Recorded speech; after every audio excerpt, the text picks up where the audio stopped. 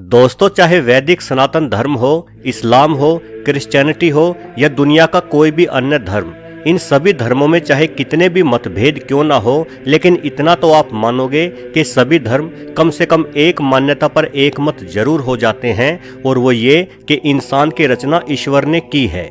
लेकिन सन 1859 में प्रकाशित हुई किताब on the origin of species में एक अलग तरह की थ्योरी प्रस्तुत की गई, जिसे थ्योरी ऑफ एवोल्यूशन के नाम से जाना गया।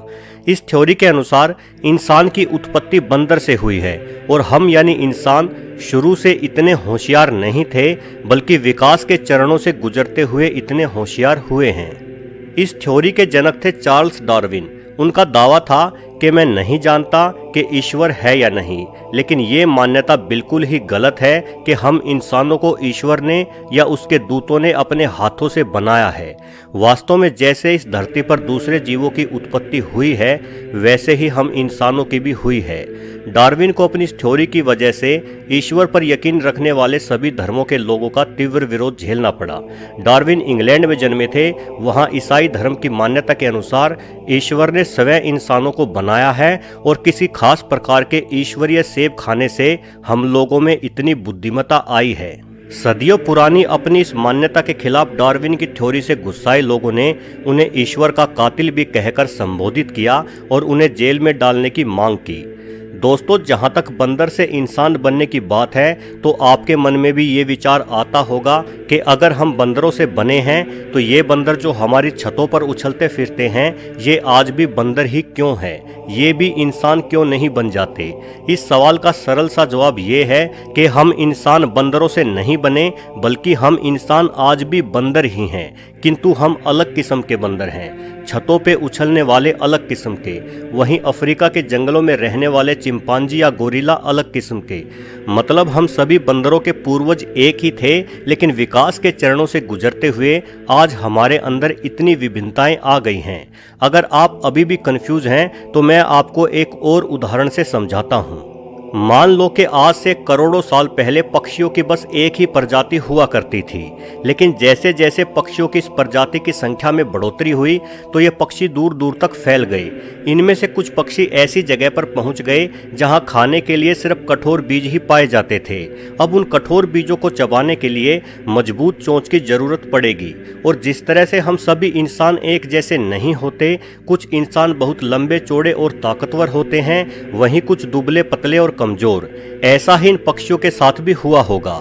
कुछ पक्षियों की चोंच ताकतवर और मजबूत होगी, तो कुछ की कमजोर और नाजुक। ऐसे में उन कठोर बीजों को वही पक्षी खा पाए होंगे जिनकी चोंच दूसरे पक्षियों के मुकाबले थोड़ी मजबूत रही होगी। इसलिए वहां मजबूत चोंच वाले पक्षी ही जिंदा रह पाए होंगे, और जिस पक्षी की चोंच कमजोर होगी वह भूखा मर गया होगा। कठोर बीज चबाने के कारण उन पक्षियों की चोंच और भी ज्यादा मजबूत होने लगी होगी। ठीक वैसे ही जैसे जिम में जाकर भारी वजन उठाने से आपके मसल्स बड़े और ताकतवर होने लगते हैं। ये परिवर्तन पीढ़ी दर पीढ़ी चला होगा।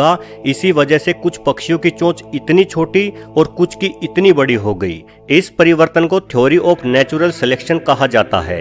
यही परिवर्तन बंदरों के साथ भी हुआ, जिसकी वजह से कुछ बंदर वानर और वानरों में से एक प्रजाति परिवर्तन के दौर से गुजरती हुई इंसान बन गई। दोस्तों, ये सोचने वाली बात है कि अगर हम इंसान कभी जंगल में घूमने वाले खानाबदोश बंदर ही थे, तो हम आखिर इतने होशियार कैसे हो गए? धर्म ग्रंथों के अनुसार हमने एक जादुई सेब खाया और हमारा दिमाग तेज हो गया। असल में ये एक बेहद मूर्खतापूर्ण बात है, और अगर आप इस बात पर यकीन करते हैं, तो मुझे लगता है कि आप अभी भी खानाबदोश ही हैं। वास्तव में हम इंसानों के इतना होशियार होने की वजह है हमारा शरीर। हम उन बंदरों से विकसित हुए हैं जिन्होंने सबसे पहले खड़े होकर चलना सीखा। इसका सबूत है हमारे पैर। सभी बंदरों के हाथ और पैर लगभग एक जैसे ही होते हैं। वो चीज़ों को हाथों से भी पकड़ सकते हैं और पैरों से भी, किंतु हम इंसानों के पैरों का तलवा बड़ा है और उंगली बेहद छोटी है। हमारी टांगें भी हमारी भुजाओं के मुकाबले कहीं अधिक बड़ी और ताकतवर है। ये परिवर्तन लाखों सालों तक सीधा खड़ा होकर चलने की वजह से ही आया है। जैसे ही हमने सीधे खड़े होकर अपने दो पैरों पर चलना शुरू किया तो हमारे हाथ स्वतंत्र हो गए। अब हम अपने हाथों से हर वस्तु को उठाकर देखने लगे और समझने लगे। हमने पत्थरों को उठाया और फिर उन्हें फेंका तो पता लगा कि पत्थर एक अच्छा हथियार साबित हो सकते हैं। इसी तरह से हमारा कोई पूर्वज कभी समय बिताने के लिए दो पत्थरों को पकड़कर घिस रहा होगा तो उन पत्थरों से उठी चिंगारी से आग लग गई होगी, जिससे आग की खोज हो गई। कहने का मतलब है कि हमारे इतने बुद्धिमान होने की वजह है हमारे हाथ। इन्हीं हाथों की वजह से हमने पीढ़ी दर पीढ़ी कुछ ना कुछ नया सीखा है। एक कुत्ते को आप कोई भी जादुई सेब खिलाकर चाहे कितना ही दिमाग क्यों ना दे दें, वो कभी हथियार इस्तेमाल नहीं कर सकता, कभी आग की खोज नहीं कर सकता, क्योंकि उसके पास हमारे जैसे हाथ नहीं हैं। दोस्तों, वास्तव में जो बुद्धिमानी आज हमारे अंदर मौजूद है वो किसी चमत्कार से नहीं आई, बल्कि पीढ़ी दर पीढ़ी सीखने के परिणाम से आई है।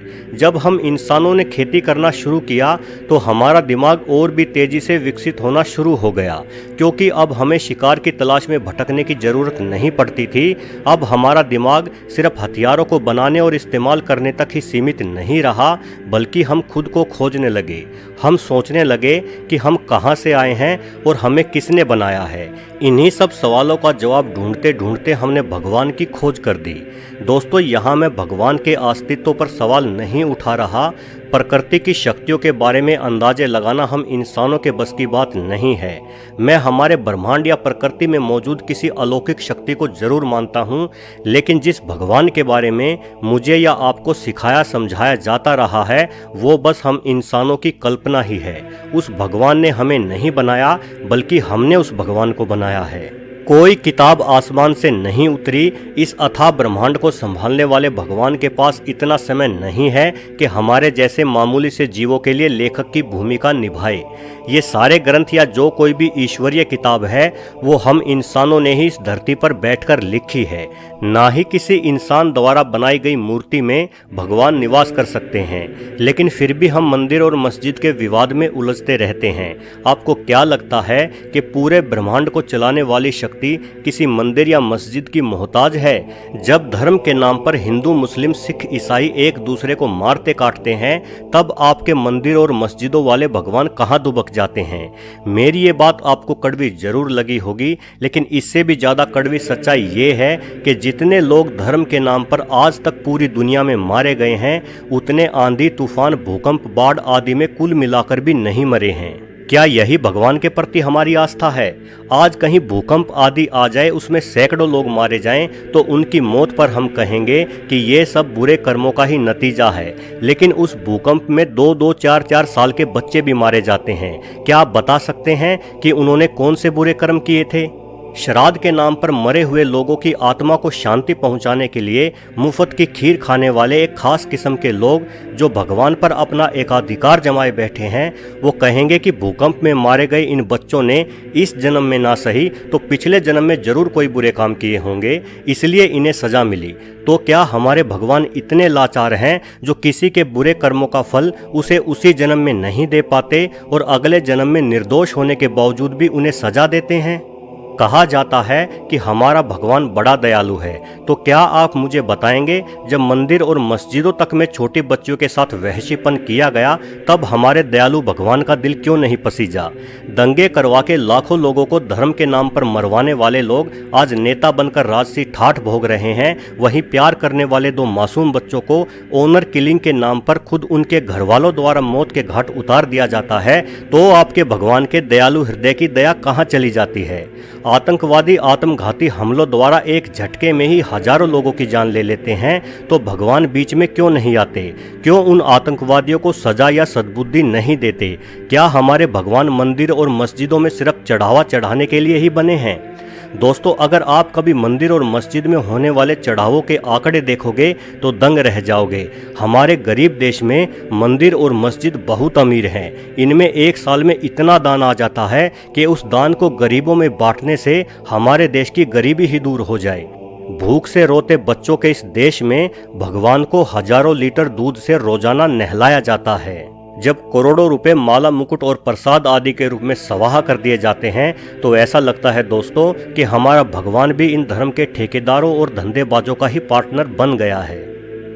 दोस्तों सच तो ये है कि ईश्वर का अस्तित्व वैसा नहीं है जैसा हम समझते हैं। भगवान को रुपया पैसा हीरे मोती या सोने चांदी के चढ़ावे में कोई दिलचस्पी नहीं हो सकती और ना ही भगवान पूजा पाठ से खुश होगा। आप सभी इंसानों को प्यार और सम्मान से देखो, कभी किसी को दर्द या तकलीफ ना दो, खुद भी शांति से जिए और दूसरों को भी अपनी मर्जी और शांति से जीने दो।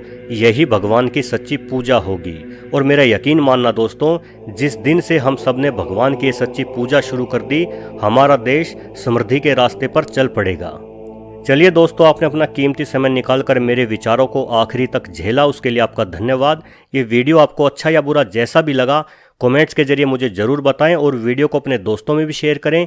वहीं अगर आप पहली बार इस चैनल पर आए हैं तो चैनल को सब्सक्राइब भी जरूर कर लें।